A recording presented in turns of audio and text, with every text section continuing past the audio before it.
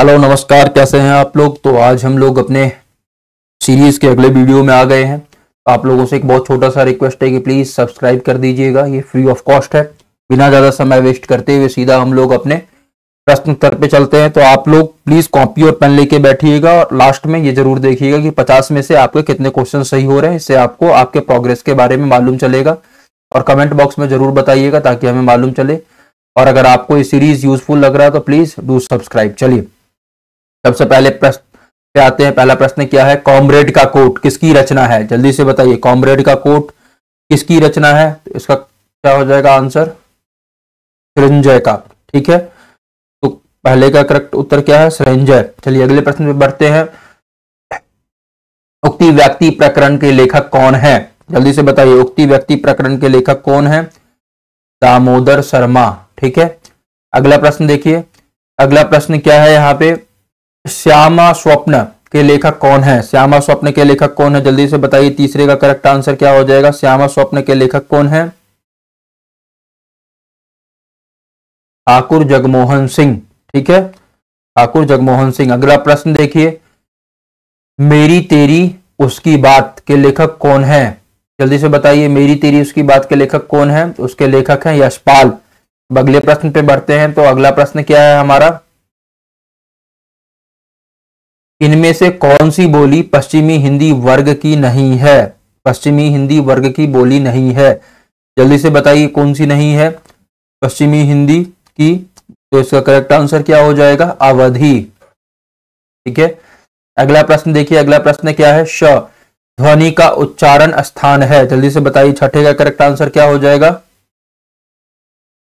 तालव्य। अगला देखिए, सातवां क्या है, भाषा और समाज के लेखक कौन है? भाषा और समाज के लेखक कौन है? जल्दी से बताइए, सातवें का करेक्ट आंसर क्या हो जाएगा? रामविलास शर्मा। आठवां देखिए, अनुमितिवाद की अवधारणा किसकी है? अनुमितिवाद की अवधारणा किसकी है? जल्दी से बताइए, शंकुक। अगला प्रश्न क्या है, जादुई यथार्थवाद के प्रतिष्ठापक कौन है? जादुई यथार्थवाद के प्रतिष्ठापक कौन है? जल्दी से बताइए, नौवें का करेक्ट आंसर क्या हो जाएगा? वूलो।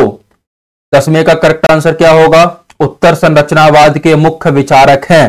जल्दी से बताइए, दसवें का उत्तर संरचनावाद के मुख्य विचारक कौन है? तस्युर। 11वां प्रश्न देखिए क्या है, अर्धकथानक किस भाषा की रचना है? 11वें का जल्दी से बताइए क्या हो जाएगा? अर्धकथानक किस भाषा की रचना है? ब्रज भाषा की। ठीक है, 12वां देखिए क्या होगा, इनमें से कौन सी दलित आत्मकथा नहीं है? इनमें से कौन सी दलित आत्मकथा नहीं है? तो 12वें का आंसर क्या हो जाएगा? अपनी खबर। 13वां देखिए क्वेश्चन क्या है, उज्जवल वरदान चेतना का सौंदर्य जिसे सब कहते हैं। उज्जवल वरदान चेतना का सौंदर्य जिसे सब कहते हैं, यह पंक्ति कामायनी की किस सर्ग से है? जल्दी से बताइए, 13वें का करेक्ट आंसर क्या हो जाएगा? सी, लज्जा। ठीक है, अब अगला प्रश्न देखते हैं। अगला प्रश्न क्या है, सुनिहो कथा कौन निर्गुण की, रची पची बात बनावत, सगुन सुमेरु प्रकट देखियत, तुम तृण के ओट दुरावत। तो ये पंक्तियां किसकी है? जल्दी से बताइए, ये पंक्तियां किसकी है? यहां पे पूछा गया है आपसे, ये किसकी पंक्तियां हैं, ये आपको बताना है। जल्दी से बोलिए, 14वें का करेक्ट आंसर क्या होगा?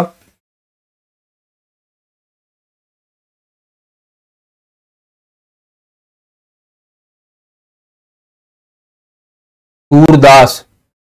ठीक है, अगला प्रश्न देखते हैं। अगला क्या है, कितना अनुभूतिपूर्ण था वह एक क्षण आलिंगन।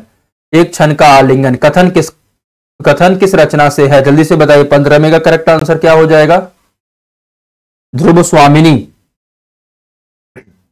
आखिरी कलाम काव्य का प्रतिपाद्य विषय है। जल्दी से बताइए, 16वें का करेक्ट आंसर क्या हो जाएगा? इस्लाम दर्शन। 17वां देखिए, तद्भव पत्रिका का प्रकाशन स्थल है। तद्भव पत्रिका का प्रकाशन स्थल क्या है? लखनऊ। ठीक है, अगला प्रश्न देखिए, व्योमेश व्योमकेश दरवेश के लेखक हैं। व्योमकेश दरवेश के लेखक कौन है, जल्दी से बताइए। 18वें का करेक्ट आंसर क्या हो जाएगा? विश्वनाथ त्रिपाठी। 19वां प्रश्न देखिए, इनमें से किस कवि का समावेश अज्ञेय द्वारा संपादित चौथा सप्तक में किया गया है? जल्दी से बताइए 19वें का क्या हो जाएगा? सुमन राजे। 20वां देखिए, 20वां क्या है? अथातो घुमक्कड़ जिज्ञासा किस विधा से संबंधित रचना है? क्या हो जाएगा 20वें का आंसर? यात्रा वृत्तांत। ठीक है। 21वां देखिए क्या है प्रश्न, निम्नलिखित लेखकों का जन्म के अनुसार सही अनुक्रम कौन सा है? जल्दी से बताइए 21वें का करेक्ट आंसर? राजा लक्ष्मण सिंह, बालकृष्ण भट्ट, प्रताप नारायण मिश्र और फिर बाल मुकुंद गुप्त। चलिए अगले पे बढ़ते हैं। 22वां क्या है? इन कीर्तियों का काल के आधार पर सही अनुक्रम कौन सा है? जल्दी से बताइए 22वें का करेक्ट आंसर क्या हो जाएगा? रसिक प्रिया, श्रृंगार मंजरी, छठ, ऋतु वर्णन और रस रहस्य। चलिए 23वां क्वेश्चन देखते हैं। 23वां प्रश्न क्या है? निम्नलिखित मनोवैज्ञानिक उपन्यासों का सही अनुक्रम कौन सा है? तो 23वें का करेक्ट आंसर बताइए जल्दी से। बी हो जाएगा। ठीक है। कल्याणी, सन्यासी, अजय की डायरी, अपने अपने अजनबी। 24वां प्रश्न देखिए, प्रकाशन वर्ष के अनुसार निम्नलिखित नाटकों का सही अनुक्रम क्या है? 24वें का करेक्ट आंसर बताइए जल्दी से, क्या हो जाएगा?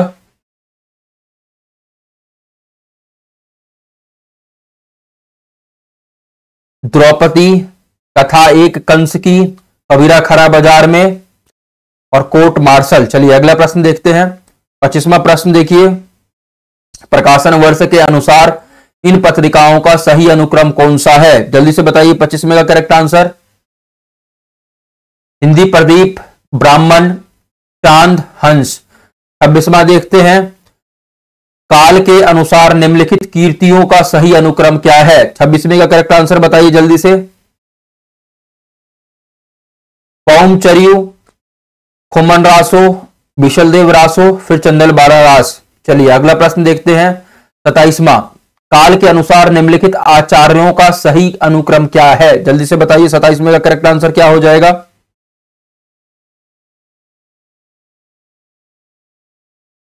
वामन, भोजराज, रुयक और फिर विश्वनाथ। ठीक है। अगला प्रश्न देखिए, इन ग्रंथों का काल के आधार पर सही अनुक्रम कौन सा है? जल्दी से बताइए 28वें का करेक्ट आंसर क्या हो जाएगा? काव्यादर्श, धवन्यालोक, काव्य प्रकाश, साहित्य दर्पण। अगला प्रश्न देखते हैं, चरण में मात्राओं की संख्या कम से अधिक के आधार पर मात्रिक छंदों का सही अनुक्रम कौन सा है? जल्दी से बताइए 29वें का करेक्ट आंसर क्या हो जाएगा? डी, चौपाई, पीयूषवर्धक, रोला, फिर गीतिका। ठीक है। चौपाई में कितना होता है? 16, पीयूषवर्धक में कितना है? 19, रोला में 24 और गीतिका में 26। चलिए अगले प्रश्न पे बढ़ते हैं। प्रकाशन वर्ष के अनुसार इन उपन्यासों का सही अनुक्रम क्या है? जल्दी से देखिए 30वां करेक्ट आंसर क्या हो जाएगा इसका? डी, भाग्यवती, नदी के दीप, अंधेरे बंद कमरे, वे दिन। चलिए अगला प्रश्न देखते हैं। 31वां देखते हैं, क्या बोला गया? निम्नलिखित पत्रिकाओं को उनके संपादकों के साथ सुमेलित कीजिए। ठीक है। जल्दी से बताइए क्या हो जाएगा? कवि वचन सुधा का संबंध किससे है? जल्दी से बोलिए, कवि वचन सुधा का संबंध किससे है?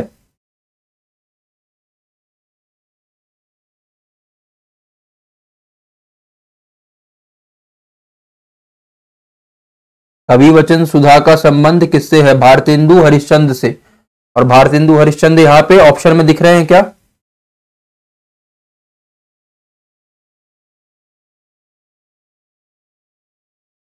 नहीं दिख रहे हैं। तो क्या क्वेश्चन में कुछ दिक्कत है? ब्राह्मण देखते हैं हम लोग, ब्राह्मण का संबंध किससे है? प्रताप नारायण मिश्र।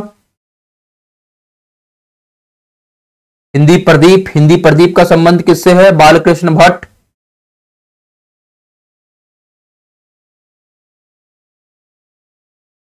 ठीक है, उसके बाद देखते हैं विश्व भारती। विश्व भारती का संबंध किससे है? हजारी प्रसाद द्विवेदी। ठीक है, बाबू हरिश्चंद्र यहां पे एक ऑप्शन है, तो यहां से हो जाएगा। चलिए, तो पहले इसका क्या हो जाएगा? आंसर सी हो जाएगा। ठीक है ना, 31 मई का करेक्ट आंसर क्या हो जाएगा? सी हो जाएगा। चलिए अगले प्रश्न में बढ़ते हैं। अगला प्रश्न क्या है? निम्नलिखित कीर्तियों को उनके रचनाकारों के साथ सुमेलित कीजिए। 32वां यहां पे बोला गया है, मैंने स्मृति के दीप जलाए। ठीक है, करेक्ट आंसर इसका क्या हो जाएगा? करेक्ट मिलान क्या हो जाएगा? रामनाथ सुमन। ठीक है, उसके बाद देखेंगे तो 1 का 3 2 में है, तो दूसरा भी देखना पड़ेगा। यादों की तीर्थ यात्रा, यादों की तीर्थ यात्रा किससे संबंधित हो जाएगा? फिर जल्दी से बताइए। विष्णु प्रभाकर। तो बी का 4 देखिए यहां पे, तो करेक्ट आंसर क्या हो जाएगा? 32वें का करेक्ट आंसर क्या हो जाएगा? 32वें का बी। चलिए अगले प्रश्न पे बढ़ते हैं। क्या है यहां पे? निम्नलिखित कीर्तियों को उनके विधा रूपों के साथ सुमेलित कीजिए।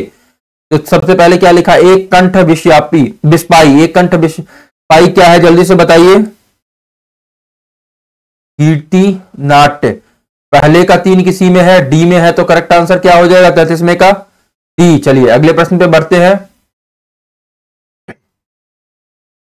34वां देखिए, निम्नलिखित लंबी कविताओं को उनके कवियों के साथ सुमेलित कीजिए। जल्दी से देखिए। हरिजन गाथा, जल्दी से बताइए, हरिजन गाथा का संबंध किससे हो जाएगा? हरिजन गाथा का संबंध किससे हो जाएगा? जल्दी बताइए।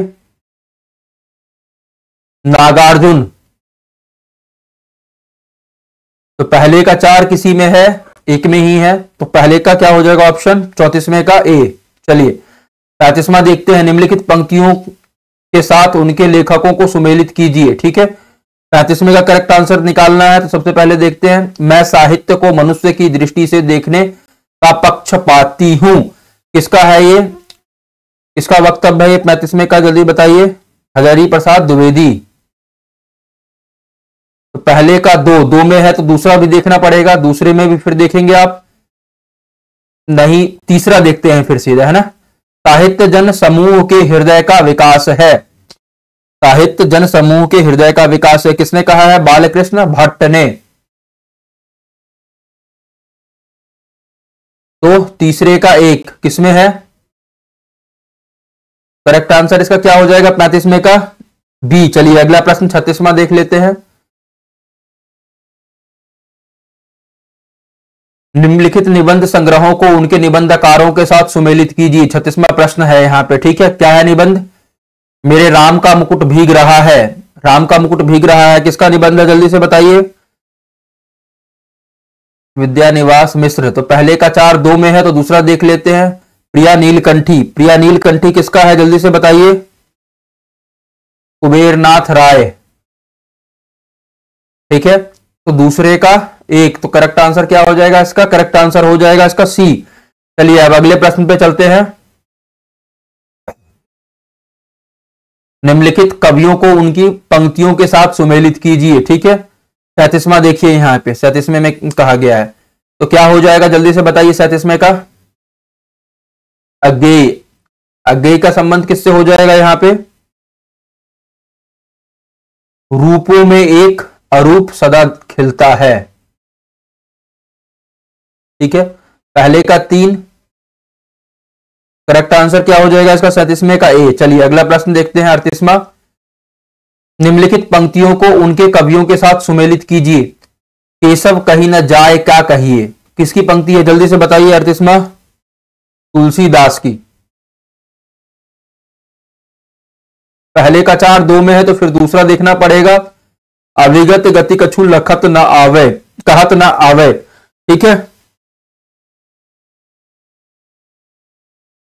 तो किसकी पंक्ति है ये? सूरदास की। तो क्या हो जाएगा? करेक्ट आंसर क्या हो जाएगा इसका? सी हो जाएगा इसका करेक्ट आंसर। अगला प्रश्न देखते हैं। अगला क्या है? निम्नलिखित कीर्तियों को उनके कवि आचार्यों के साथ सुमेलित कीजिए। ठीक है, निम्नलिखित कीर्तियों को उनके कवि आचार्यों के साथ सुमेलित करना है। तो जल्दी से बताइए क्या हो जाएगा करेक्ट आंसर इसका? रस रहस्य। रस रहस्य का संबंध किससे हो जाएगा? कुलपति मिश्र। ठीक है, रस रहस्य का संबंध हो जाएगा कुलपति मिश्र से। तो करेक्ट आंसर क्या हो जाना चाहिए? बी। चलिए अगला प्रश्न देखते हैं। निम्नलिखित रचनाओं को उनकी भाषा के साथ सुमेलित कीजिए। ठीक है,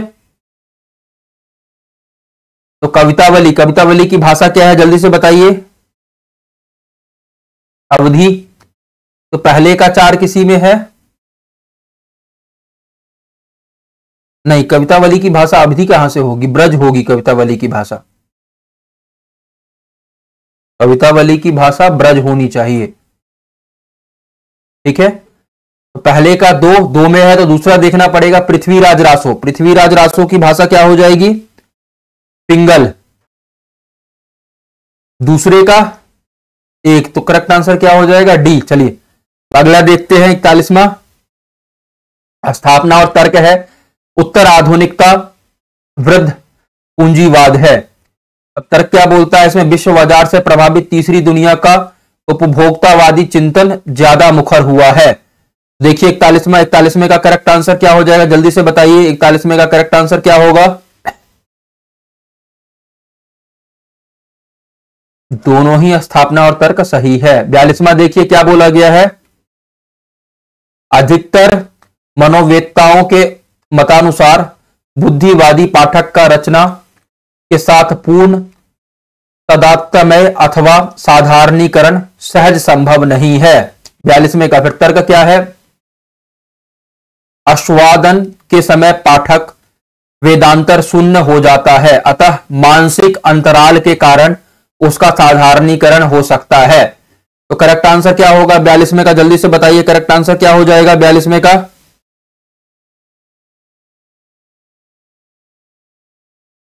स्थापना गलत है किंतु तर्क सही है।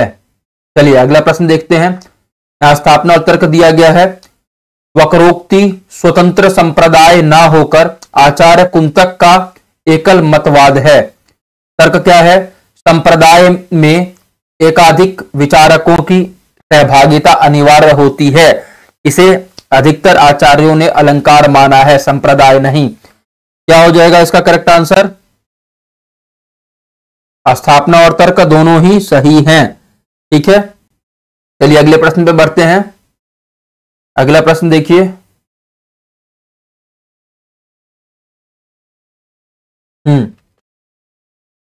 फिर यहां पे एक स्थापना दे रखा है और एक तर्क दे रखा है। रमणीयार्थ प्रतिपादक प्रत्येक शब्द काव्य नहीं होता। फिर तर्क क्या है? जब सर्वोत्तम शब्द अपने सर्वोत्तम कर्म में किसी वाक्य में सुगठित हो जाता है तब वह काव्य का स्तर प्राप्त करता है। तो 44वें का करेक्ट आंसर क्या हो जाएगा? दोनों ही बातें सही हैं। चलिए 45वां देखिए क्या बोला गया है। प्रतीकवाद का एक प्रकार का काव्यात्मक रहस्यवाद है। तर्क क्या है? इसमें केवल रहस्यपूर्ण और वक्रतापूर्ण सृजन किया जाता है। तो 46वें का करेक्ट आंसर क्या हो 45वें का करेक्ट आंसर क्या हो जाएगा जल्दी से बताइए? स्थापना सही है किंतु तर्क गलत है। चलिए यहां पे अभी गद्यांश दिया गया है, इसको पढ़ लेते हैं, उसके आधार पे फिर उत्तर देना है। कल्पना और अभिव्यक्ति की पाश्चात्य समीक्षा क्षेत्र में इतनी अधिक मुनादी हुई कि काव्य के और सब पक्षों से दृष्टि हटकर इन्हीं दो पर जा जमी। कल्पना काव्य का बोध पक्ष है। कल्पना में आई रूप व्यापार योजना का कवि का श्रोता को अंत साक्षात्कार का बोध होता है, पर इस बोध पक्ष के अतिरिक्त काव्य का भाव पक्ष भी है। कल्पना को रूप योजना के लिए प्रेरित करने वाले और कल्पना में आई हुई वस्तुओं में श्रोता या पाठकों को रमने वाली रति, करुणा, क्रोध, उत्साह, आश्चर्य इत्यादि भाव या मनोविकार होते हैं। इसी से भारतीय दृष्टि ने भाव पक्ष को प्रधानता दी और रस के सिद्धांत की प्रतिष्ठा की, पर पश्चिम में कल्पना कल्पना की पुकार के सामने धीरे धीरे समीक्षकों का ध्यान भाव पक्ष से हट गया और बोध पक्ष ही पर भिड़ गया। काव्य की रमणीयता उसे हल्के आनंद के रूप में ही मानी जाने लगी, जिस आनंद के लिए हम नई नई सुंदर भड़कीली और विलक्षण वस्तुओं को देखने जाते हैं। इस प्रकार कवि तमाशा दिखाने वाले के रूप में और श्रोता या पाठक तटस्थ तमाशबीन के रूप में समझे जाने लगे। केवल देखने का आनंद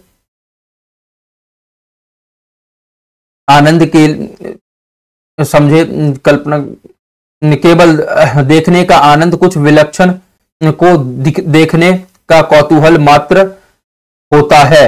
अब यहाँ पे देखिए क्या बोला गया है। 46वां प्रश्न, कवि का श्रोता को अंतः साक्षात्कार बोध किसका होता है? कवि या श्रोता को अंतः साक्षात्कार बोध किसका होता है? तो जल्दी से बताइए 46वें का करेक्ट आंसर क्या हो जाएगा? कल्पना में आई रूप व्यापार योजना का। अगला देखिए, अगला प्रश्न है 47वां देखिए, भारतीय दृष्टि ने काव्य में किस सिद्धांत की प्रतिष्ठा की? 47वें का करेक्ट आंसर क्या हो जाएगा? रस सिद्धांत की। 48वां देखिए, केवल देखने का आनंद क्या है? ठीक है, 48वें में क्या पूछा? केवल देखने का आनंद क्या है? कुछ विलक्षण को दिखाने का कौतूहल मात्र। ठीक है, 49वां प्रश्न देखिए, कल्पना काव्य का कौन सा पक्ष है? जल्दी से बताइए 49वां का क्या हो जाएगा? बोध पक्ष है। 50वां देखिए, काव्य में पाश्चात्य समीक्षा क्षेत्र में सर्वाधिक चर्चा किस तत्व को लेकर हुई है? 50वें का करेक्ट आंसर क्या हो जाएगा? कल्पना और अभिव्यक्ति की।